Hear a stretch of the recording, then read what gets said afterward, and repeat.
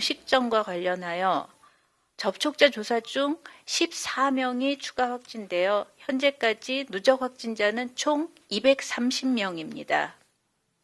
경기도 안산시의 요양병원과 관련하여 12월 5일 첫 확진자가 발생하였고 그 후에 접촉자 조사 중에 11명이 추가 확진되었습니다. 현재까지 총 12명이 확진되었습니다. 경기 부천시의 요양병원과 관련하여 12월 9일 고위험시설 선제검사 중에 66명이 확진되어 현재까지 누적 확진자가 총 66명입니다. 경기 광명시 스포츠 교실과 관련하여 12월 6일에 첫 확진자가 발생했고 조사 중에 9명 추가 확진되어 현재까지 누적 10명이 확진되었습니다. 경기도 성남시 보험사와 관련하여 12월 10일 첫 확진자가 발생하였고 그 후에 11명 추가 확진되었습니다. 현재까지 누적 12명이 확진되었습니다. 대구 달성군의 종교시설과 관련하여 12월 10일 첫 확진자가 발생한 이후 접촉자 조사 중에 31명이 추가 확진되었습니다. 현재까지 누적 확진자는 총 32명입니다. 울산 북구의 고등학교와 관련해서 12월 10일 첫 확진자가 발생했고 이후 접촉자 조사 중에 17명이 추가 확진되었습니다. 현재까지 누적 총 18명이 확진되었습니다. 울산 남구의 중학교와 관련하여 접촉자 조사 중에 6명이 확진되고 격리 중에 1명이 추가 확진되어 현재까지 누적 27명이 확진되었습니다. 다음으로는 14일에 문을 여는 수도권 임시선별검사소에 대해서 말씀드리도록 하겠습니다. 코로나19 검사받기를 원하는 수도권 시민은 증상의 유무나 아니면은 역학적인 연관성과 관계없이 누구나 코로나19 수도권 임시선별검사소에서 검사를 받을 수 있습니다. 임시선별검사소는 수도권 내에 지역별로 코로나19 발생 위험이 높은 곳에 12월 14일부터 총 150여 개소가 단계적으로 설치될 예정으로 2021년 1월 3일까지 3주 동안 운영을 하게 됩니다. 평일, 주말 구분 없이 오전 9시부터 저녁 6시까지 운영할 계획입니다. 시민들이 불편함 없이 검사를 신속하게 받을 수 있도록 검체 채취 인력과 행정 지원 인력이 배치되고 증상이 없는 시민들이 적극적으로 참여할 수 있도록 개인 휴대전화 번호만 제공하는 익명검사로 진행되게 됩니다. 행정지원 인력은 수도권 역학조사를 위한 군, 경찰, 수습공무원 등 역학조사 지원 인력 810명이 우선적으로 배치되었고 추후에 480여 명을 추가 투입할 예정입니다. 또한 임시선별검사소 등에서 진단검사가 원활히 진행될 수 있도록 의료인력 365명도 투입될 예정입니다. 코로나19 검사 결과의 정확성과 효율성 등을 고려해서 임시선별검사소에서는 비인두도말 PCR 검사를 실시하는 것이 기본 원칙입니다. 비인두도말 PCR 검사라는 것은 코를 이용한 검체를 채취하는 PCR 검사를 말합니다. 검사 희망자가 원하는 경우에는 타액 PCR 또는 신속항원 검사도 실시할 수 있습니다. 검사 결과는 유전자 검사법, 즉 비인두도말 PCR이나 타액 PCR의 경우에는 검사기관에서 검사가 진행된 후에 관할 보건소가 검사 대상자에게 통지하게 됩니다. 또한 신속항원 검사를 받은 시민은 검사 결과가 확인될 때까지 현장에서 대기 후 임시선별검사소의 인력으로부터 결과를 확인받을 수 있습니다. 또한 유전자 검사를 받은 시민이 추후 보건소로부터 양성 결과를 통지받으면 즉시 코로나19 확진자로 관리가 되게 됩니다.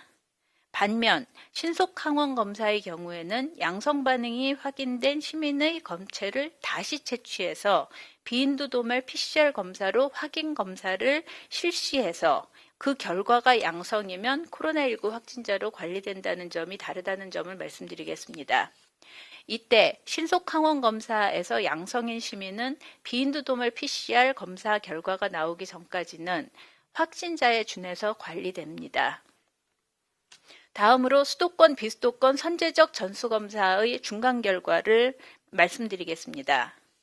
현재까지 일제검사를 통해서 서울, 경기 등 9개의 감염 취약시설에서 확진자 총 103명이 확인되었습니다.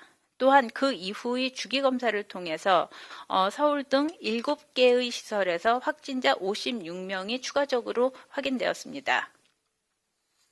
최근 요양병원과 시설에서 집단감염 발생 사례가 증가하고 있어 이 선제적 전수검사의 방법을 개선해서 추진 중으로 있습니다.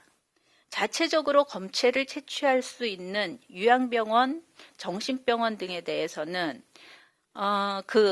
참여를 희망하는 83개의 병원에서 신속항원 검사를 시범 사용하고 있습니다.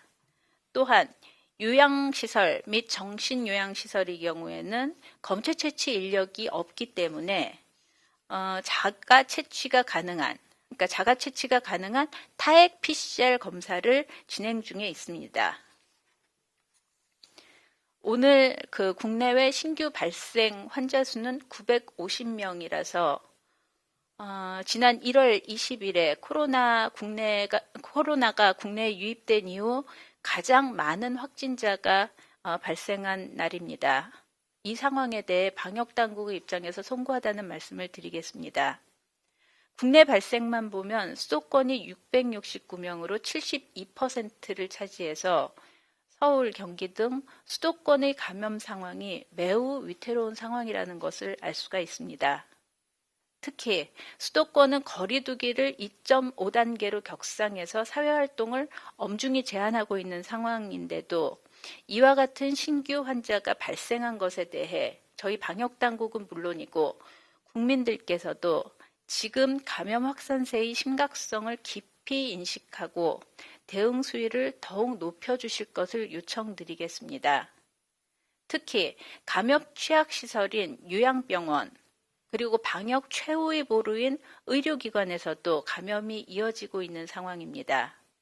이곳은 감염이 발생하면 환자의 생명과 직결되는 장소들입니다.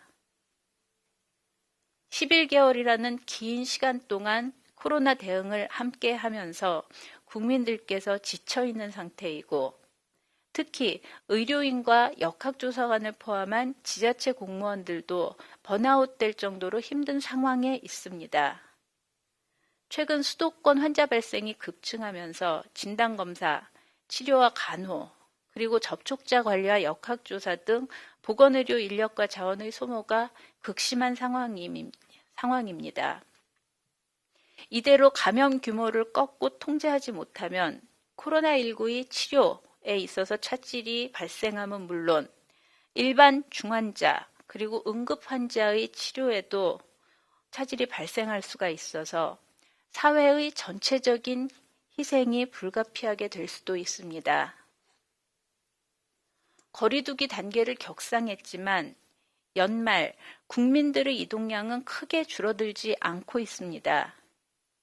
많은 분들이 인내하고 계시지만 여전히 방역 행정이 가닿지 못하는 개개인의 모임과 지인들 간의 대면 접촉으로 감염 전파가 지속되고 감염이 누적되고 있습니다.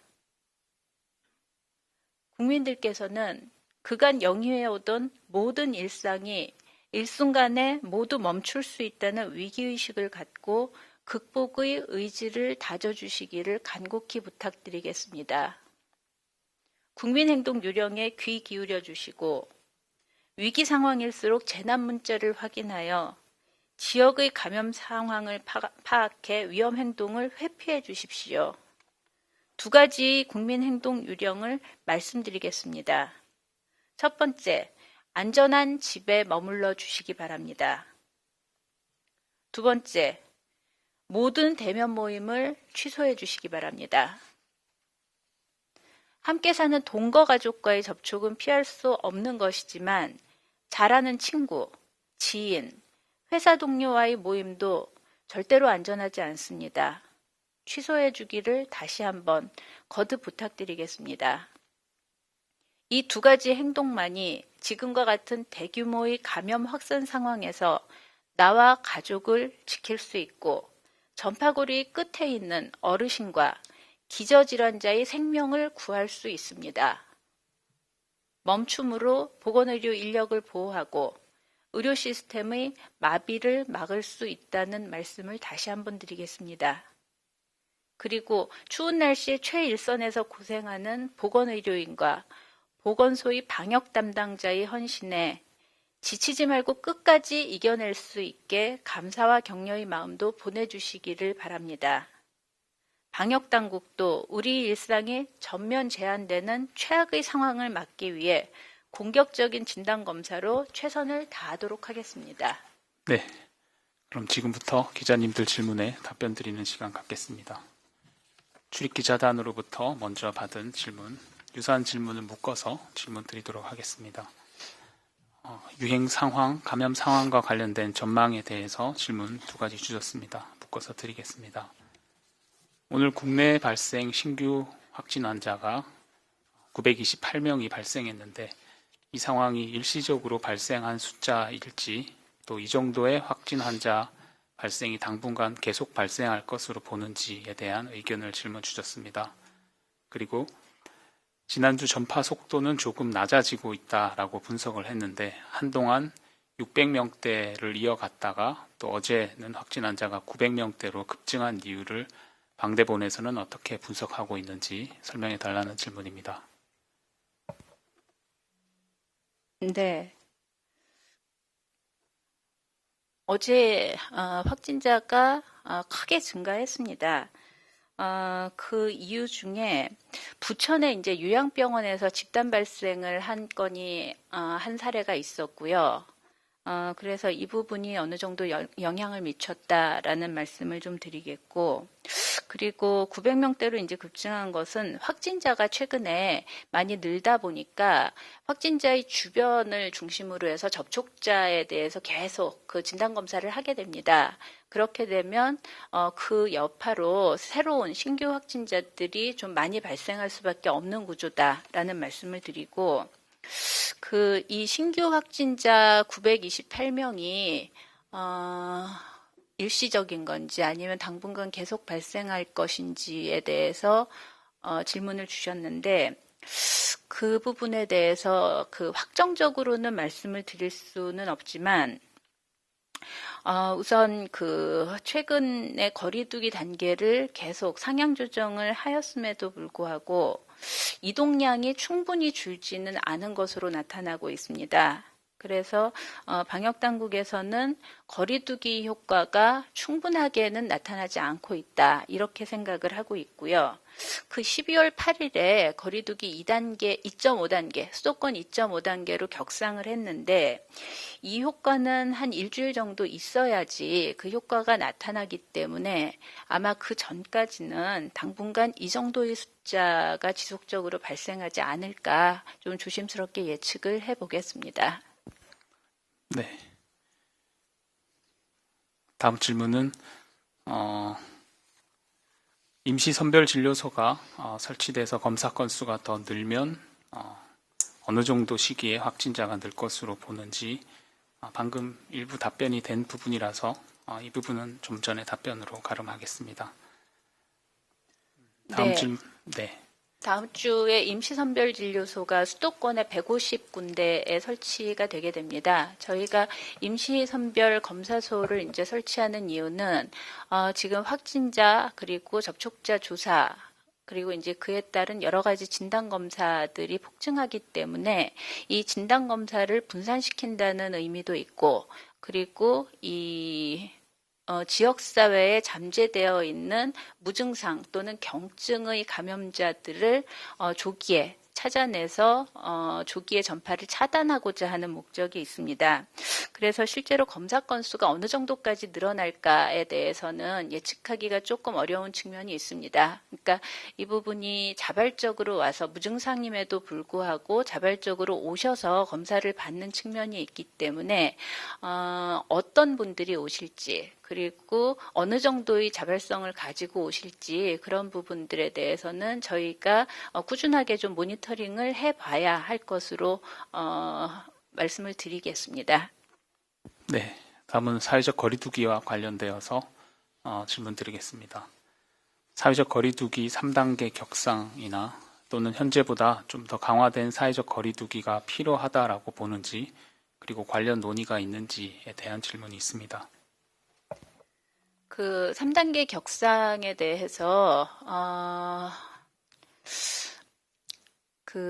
지금 이제 말씀드린 바와 같이 2.5단계로 격상을 시켰고 그 효과는 한 일주일 정도 있어야지 그 효과들이 나타나기 때문에 이 부분에 대해서 우선은 잘 모니터링을 하는 것이 필요하다라고 보고 있고요.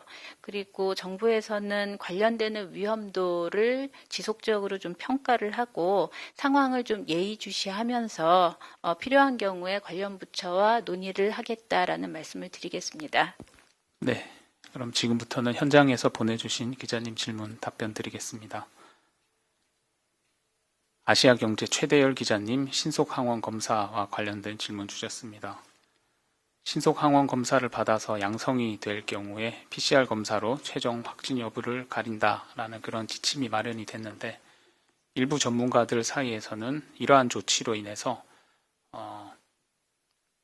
위음성 판정을 받은 감염자가 오히려 검사 결과를 믿고 바이러스를 확산시킬 가능성만 더 키우는 것이 아니냐라는 지적이 있다라는 설명을 기자님 했습니다. 그동안 방대본에서 우려했었던 내용인데, 위음성 환자의 주변 확산을 막기 위한 추가 조치를 고민하고 있는지 질문 주셨습니다. 네, 그 신속항원 검사는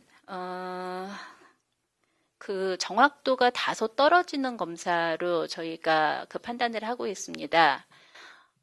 그래서 일부 위음성 내지는 위양성 사례가 발생할 수 있기 때문에 임시선별검사소에서 신속항원 검사를 받게 되는 경우에는 거기에서 30분에서 뭐 최대 그 검사소의 상황에 따라 뭐 2시간까지 걸릴 수도 있겠습니다. 그래서 대기를 해서 그 결과를 통보를 받게